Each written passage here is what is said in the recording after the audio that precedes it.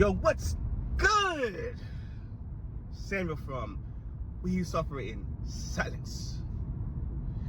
I'm just a weird guy with chronic health issues, currently tapering off benzos, that wants the community where other people are dealing with illnesses and want to have a collective. Making this video as an update of where I am currently. Today's my last week on benzodiazepam. If you have caught my other videos, I mentioned how I started this journey 9 months ago on 1.2 milligrams of clonazepam, or Klonopin, the brand name. And I've been able to successfully taper myself down to 0.062 milligrams, or that is 0.62 milliliters. And I am going to be done May 25th of this week. It is currently May 19th. I'm looking forward to it. I can't wait to get off of it.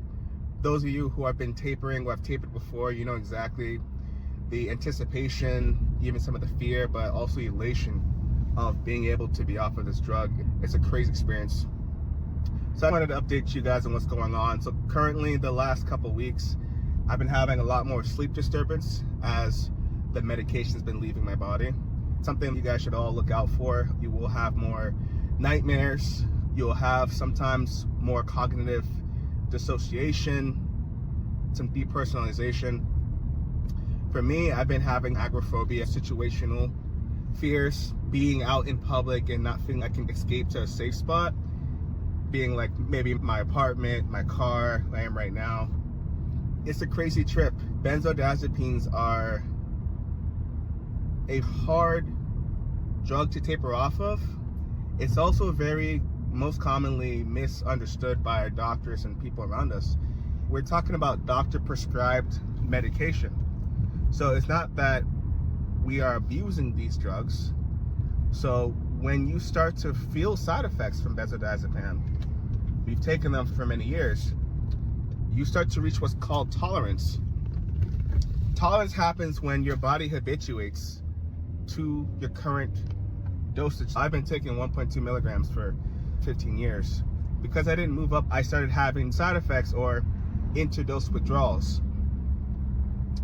The tricky thing is you will have symptoms all over your body in different organs that will lead you to believe it has nothing to do with the benzodiazepine. How could it, right? Like, how could this? It's supposed to make me calm. You might notice palpitations, thermoregulation issues. I'm always hot, even when it's cold. You might notice slurred speech, scratchy eyes, blurry eyes. You might notice urinary issues. There's times where I could have swore I had UTI, but I did not. I got checked out and everything turned out fine. Benzodiazepines can also suppress your white blood cell count. So if you take a complete blood cell count, a CBC, as it's called, and your white blood cells is low, unless you're West African in origin like I am, sickle cell trait can make you appear to have a lower white blood cell count. It could be the benzodiazepine doing that. It also lowers your heart rate as well. It causes GI upset, so we're talking the whole gamut: constipation, nausea, diarrhea, all that shit, right? So if you've had everything checked out, all these tests keep coming back as inconclusive, and you've been taking a benzo, check the benzo. The doctors might not tell you, either because of ignorance or stupidity. Our allopathic medicine is allopathic heroic medicine and naturopathic chronic medicine. Not that allopathic medicine is inherently bad. A lot of amazing things come from allopathic medicine, so don't get me wrong. And I use allopathic medicine and thrive from it. But it's bad at treating the body as a collective, as it should be. Because they want you to think just because you have GI issue, it shouldn't affect your mental. But we now know there's a strong gut-brain connection. The body's all connected. When you go to the doctors, they have about 5 minutes before they actually see you as their patient, before they review all your medications. And then the fact that you're on benzo and the benzos could be causing all these issues could completely escape them entirely. So again, I have to repeat this. This is something I struggled with for 15 years. It took me almost 15 years to realize I was slowly poisoning myself with benzodiazepines. I had urologist, nephrologist, hematologist, gastrointestinologist, Whereas at the end of the day, I do have colitis. But at the end of the day, acid reflux, another symptom. At the end of the day, it was the benzodiazepines. Please do not spin your wheels like I did. Countless years of just having what I thought were random symptoms happening to me and wondering what it was. When you first get palpitations, they're very scary. You think your heart's stopping. You don't know why. Panic attack comes out of nowhere. Your heart rate goes to 160 beats per minute without exercising. Or post-exertional malaise. What's that? PEM. Post-exertional malaise is when you do a little bit of activity and then 24 to 40 hours later, you feel as though you have the flu, right? You could have fever-like symptoms, and I say fever-like because if you read your temperature, it's probably a normal 98.2 or whatever. You'll feel physical exhaustion. Check your SED rate, and you do a CPC, everything is normal. Post-exertional malaise, flu-like symptoms from overexerting. When you're going through benzo taper, it can make you appear that you have a flu sometimes and that you're sick. And of course, once again, you'll go to the doctors and they'll tell you that you're completely fine. Please check the benzo.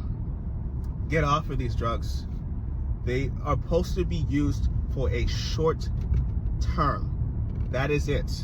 No more than a few weeks, and that's at most.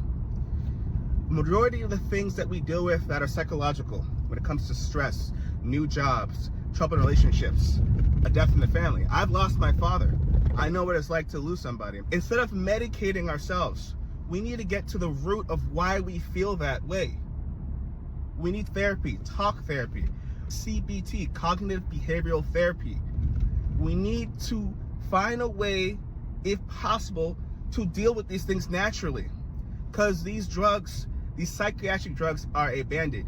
Now, that being said, and of course I'm not a doctor, just talking to you, I'm very passionate about this. There are some mental disorders where they absolutely need to be medicated. But there are so many things that we do not need to be medicated for. And I'm here to tell y'all that. I've been on Benzos since I was 19. I'm 33 now. It has robbed a lot of my adulthood. I do not want that to happen to y'all.